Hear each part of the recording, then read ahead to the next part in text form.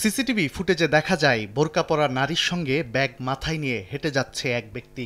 শুধু ডাকাতি করেই ক্ষান্ত হয়নি তারা, ৮ মাসের শিশু জাইফাকেও নিয়ে পালিয়ে যায় দ্রুত গতিতে।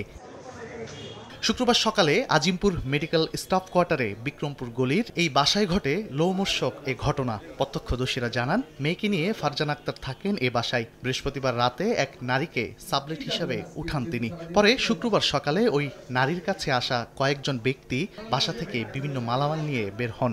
তাদের সঙ্গে ৮ মাস বয়সী ওই শিশুকে নিয়ে যায় বলে জানান নিরাপত্তা কর্মী। এর কিছুক্ষণ পরেই চিৎকার শুনে হাত বাঁধা অবস্থায় মাকে উদ্ধার করা হয়। সাবলেটের উদ্দেশ্যে এখানে রাত ছিল, সে ফোন করে বলছে যে বাজার লাগবে, আমার বাজার দিয়ে যা।